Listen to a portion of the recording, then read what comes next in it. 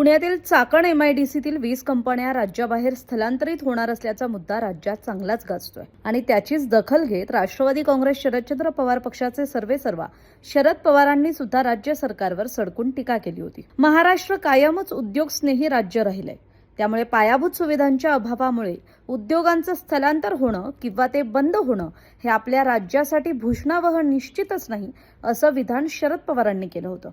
आणि शरद पवारांच्या याच टीकेला आता स्वतः मुख्यमंत्री देवेंद्र फडणवीसांनी उत्तर दिलंय। देवेंद्र फडणवीसांनी आपल्या सोशल मीडियावरील पोस्टमध्ये म्हटलंय, माननीय खासदार शरद पवार साहेब, संसदेतील खासदार राजाभाऊ वाजे यांच्या एका प्रश्नाच्या उत्तरात काही माहिती केंद्र सरकारकडून देण्यात आली। राज्यातील 36,211 कंपन्या बंद झाल्या वगैरे। काही नवख्या नेत्यांनी त्या संदर्भात सोयीचा अर्थ काढून समाज माध्यमांवर पोस्ट केल्या आणि काही माध्यमांनी त्याच्या बातम्या केल्या। पण आपण कायम महाराष्ट्र हिताचा विचार करणारे सुजाण आणि ज्येष्ठ नेते आहात, त्यामुळे आपल्या मनात कोणता गैरसमज राहू नये म्हणून हा थोडा विस्ताराने लेख प्रपंच। मुळात एक लक्षात घेतलं पाहिजे, ज्या कंपन्या बंद होतात त्यातील 76% कंपन्या या डिफंक्ट असतात।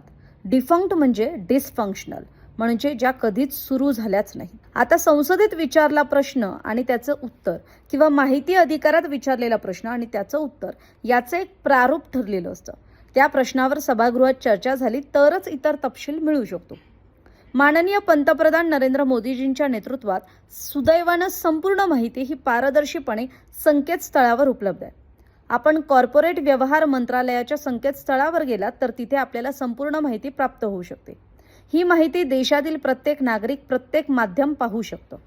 या संकेतस्थळाची लिंक mcacdm.nic.in अशी आहे आणि मला सांगताना हेही आनंद होतो की छत्रपती शिवाजी महाराजांचा महाराष्ट्र क्रमांक 1 वर होता आणि कायम क्रमांक 1 वरच राहील। माध्यमांमधील बातम्यांनी तर अनेक कंपन्या बंद झाल्या असा आभास निर्माण केला, त्यामुळे त्यांना हा विषय अधिक तपशिलात कळावा म्हणून येथे काही माहिती देतो।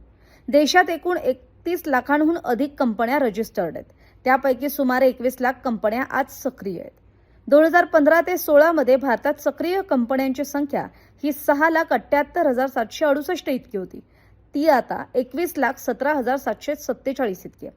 म्हणजेच गेल्या 10 वर्षात मोदीजींच्या नेतृत्वात सक्रिय कंपन्यांच्या संख्येत तिपटीहून अधिक वाढ झाली आहे। आता सर्वाधिक कंपन्या असलेल्या देशातील आघाडीच्या राज्यांची यादी बघा। 3 जून 2026 ची स्थिती काय आहे तर सर्वाधिक कंपन्या आजही महाराष्ट्रात आहेत, 3,96,211। त्याखालोखाल दिल्ली, तिसऱ्या क्रमांकावर उत्तर प्रदेश आणि बंद झालेल्या कंपन्याची जर स्थिती पाहिली तर कोविड काळ वगळता सरासरी 20 ते 22,000 कंपन्या दरवर्षी बंद होतात। त्याच्या कारणांची वर्गवारी अशी, 76% या डिफंक्ट म्हणजेच डिसफंक्शनल कंपन्या आहेत, म्हणजे ज्या कधी सुरूच झाल्या नाहीत। 12% कंपन्यांचं अमालगमेशन म्हणजे एकत्रीकरण झालंय आणि 2% कंपन्या या विसर्जित झाल्यात। 2019 ते 2020 या एकाच वर्षी कॉर्पोरेट व्यवहार मंत्रालयानं एक विशेष मोहीम राबवून 6 लाख कंपन्या रद्द केल्या। प्रत्येक वर्षीच्या रकान्यात गेलं तर निष्क्रिय कंपन्या स्ट्राईक ऑफ केल्याचीच संख्या अधिक आहे, त्यामुळे बंद झालेल्या कंपन्या कमी आणि स्ट्राईक ऑफ झालेल्या कंपन्यांचीच संख्या अधिक आहे। नवीन कंपन्यांची नोंद सांगायची झाली तर टॉप 10 राज्यांमध्ये महाराष्ट्राचं नाव आहे। दरवर्षी सुमारे 1 लाख नवीन कंपनींची देशात नोंद होत असते आणि त्यात दरवर्षी महाराष्ट्र सर्वात पुढे असतो। उदाहरणासाठी 2025-26 ची आकडेवारी घेतली तर महाराष्ट्रात 41,525 नव्या कंपन्यांची नोंद झाली आहे आणि महाराष्ट्रापाठोपाठ नंबर लागतो तो दिल्ली, उत्तर प्रदेश, कर्नाटक, तमिळनाडू, तेलंगणा, गुजरात आणि पश्चिम बंगाल यांचा।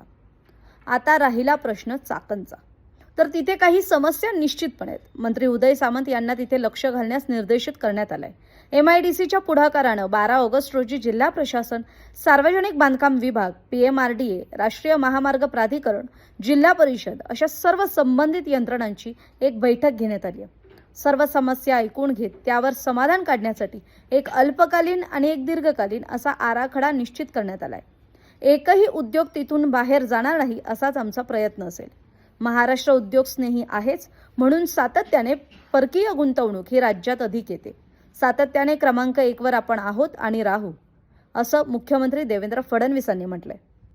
त्यामुळे आता फडणवीसांच्या या एकूण माहितीवरती राजकीय वर्तुळातून काय प्रतिक्रिया येतात हे पाहावं लागेल। तरी याविषयीचं तुमचं मत कमेंट करून नक्की सांगा।